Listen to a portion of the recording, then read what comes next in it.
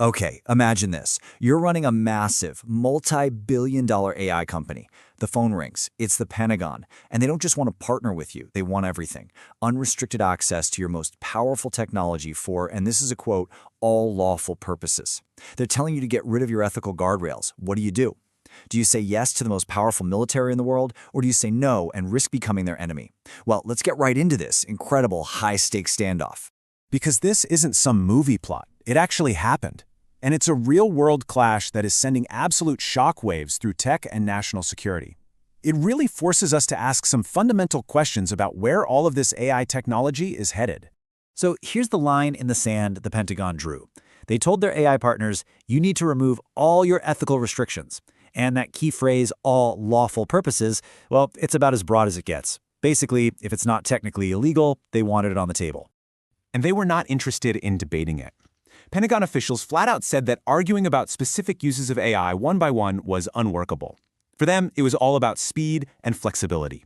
National security, they argued, can't be put on hold for ethical debates.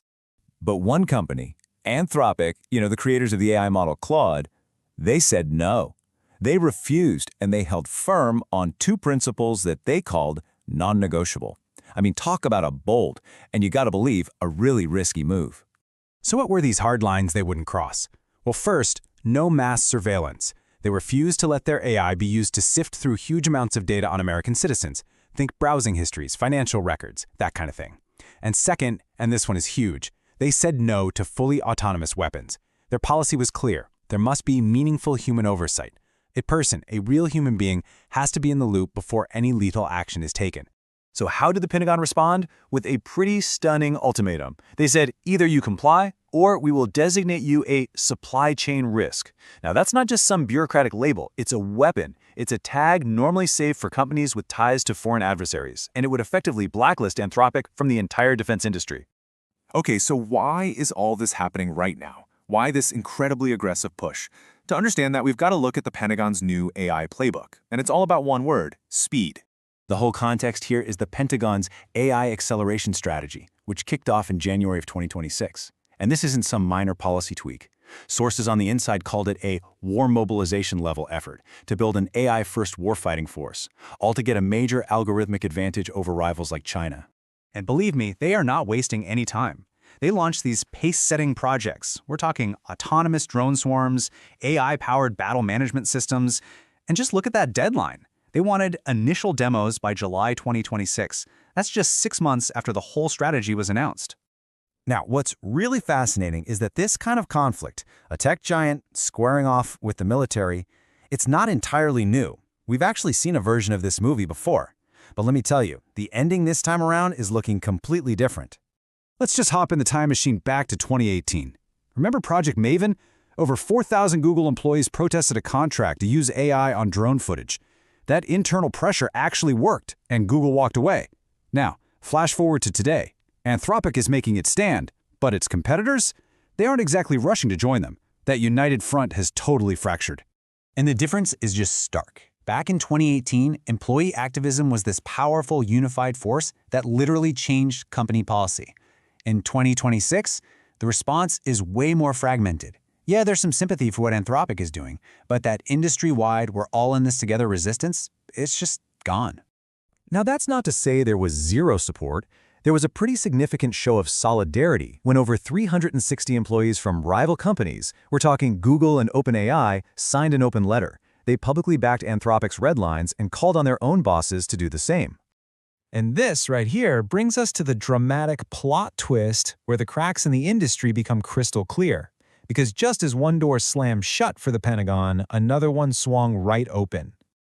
So, Anthropic held its ground, convinced its ethical stance was the right one, but in doing so, it created a vacuum.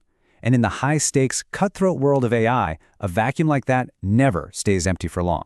So, after some public signals that seemed to support Anthropic, OpenAI's CEO, Sam Altman, made a very different move. Behind the scenes, he was in his own talks with the Pentagon. And then, boom, the headlines hit. Just days after Anthropic's refusal, OpenAI had signed its own deal. And the report said they accepted the very same all lawful purposes terms that Anthropic had just rejected. The game was completely and irrevocably changed. So look, this is the really crucial takeaway here. This decision doesn't just impact one company or one contract. This moment is drawing the new battle lines for the entire AI industry. It's rewriting the rules of the game between Silicon Valley and Washington. And let's just break down how powerful that supply chain risk threat really is. It's basically a three-step playbook to turn a company into an outcast.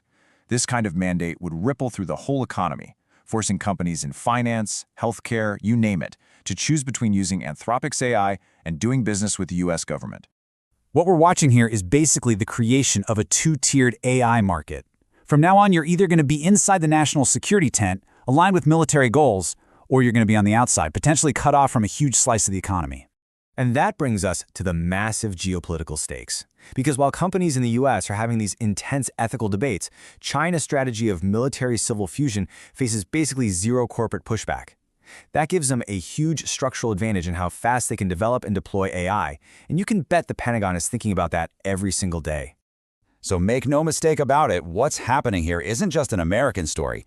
It is going to set a powerful global precedent. The final outcome is going to reshape how every AI company on the planet, from London to Tel Aviv, thinks about working with their own governments. Which really leaves us with this final, very provocative question. As the whole world races for an edge in AI, does taking a strong ethical stand actually become a competitive disadvantage? It's a tough question, and there are no easy answers. It really forces us to take a hard look at what the future of responsible AI is actually going to be. So, what do you think? Drop a comment below and let us know. If this explainer helped you get your head around this really complex story, please give it a like and subscribe for more deep dives. And for more news and analysis on all things AI, you can always visit us at ainewsco.com. Thanks for watching.